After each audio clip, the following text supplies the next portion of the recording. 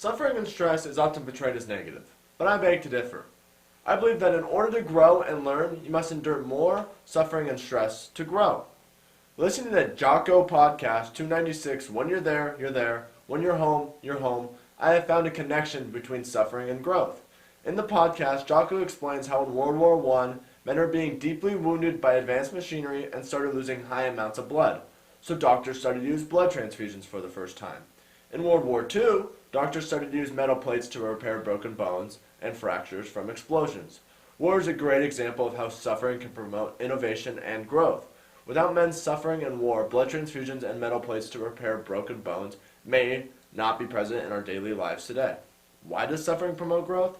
Suffering creates problems and promotes growth by giving an individual an opportunity to solve those problems.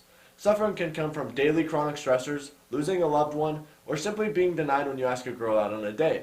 You can increase growth in your life by challenging yourself, by putting more intentional external stress into your life. A great example of an external stress you could add to your life is working out. The pain and stress you pursue in the gym result in a healthier lifestyle. Instead of sitting on a couch eating chips and allowing suffering and stress to destroy our lives, we'd be better off to spend our time preparing for the shifts of fate that inevitably occur in our life. That is adversity, difficulty, and failure. Often turmoil and trauma just seem to be destructive and negative, but in the long term, these traumatic events can have powerful positive effects.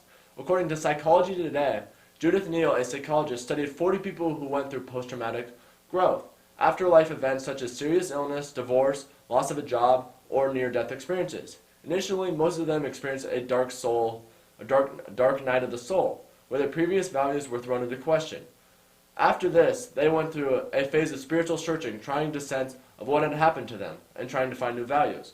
And after they had found those, they found new spiritual integration when they applied these principles. Is it important to understand I'm not saying to invite traumatic events into your life, but what I am saying is to add intentional suffering into your life so that you can also find a meaning and purpose in life, just like the people who have gone through traumatic life events.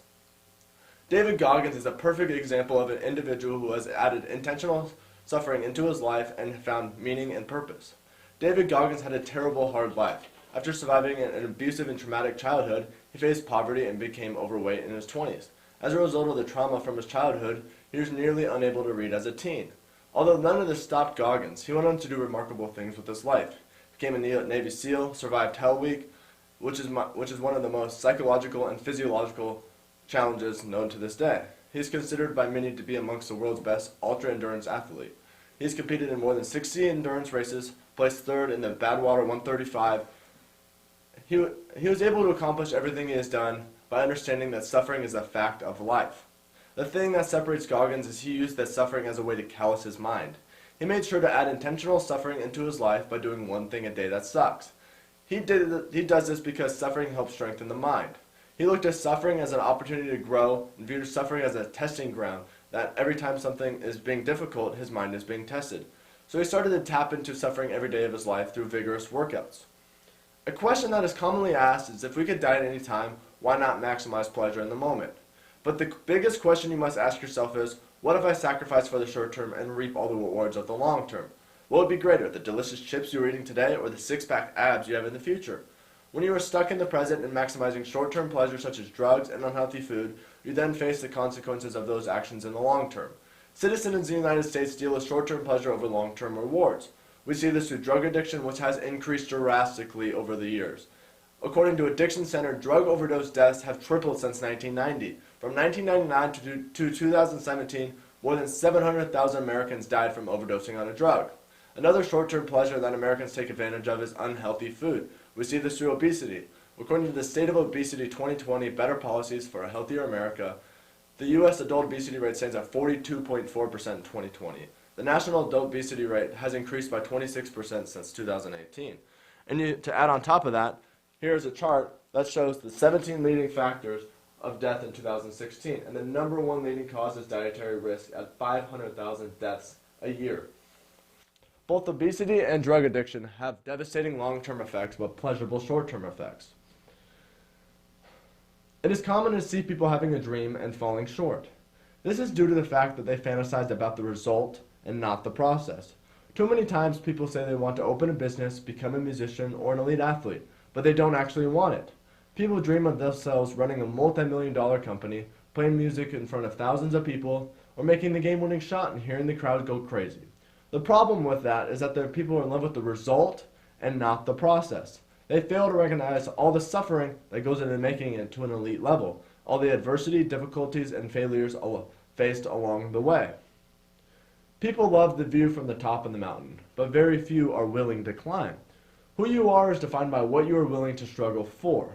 People who enjoy the struggling of countless hours of never-ending paperwork and 40-plus hour work weeks are the ones running multi-million-dollar businesses like Elon Musk and Jeff Bezos. People who enjoy the suffering of countless hours of rehearsal, the pain of promoting and finding people to actually listen to their music, those people are the Van Halen and Drakes of the world.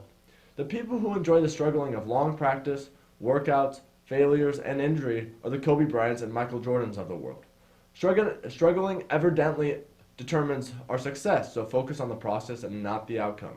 So I challenge everyone listening to visit working out 1 hour a day, visit suffering 1 hour a day, visit your past failures 1 hour a day, suffer through tedious hours of schoolwork, suffer through learning something new.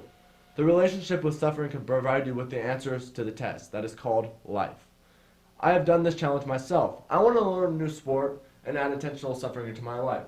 So I chose one of the hardest psychological sports, which is golf. In order to be successful in golf, you have to have the mental stamina to stay calm and composed under pressure. You have to have the ability to harness negative emotions into positive energy and channel that energy into your game. I have found myself wanting to quit after the first couple of times I played golf. But I remember that suffering promotes growth and that by sticking through the mental challenge that golf brings, that I will be a better person because of it.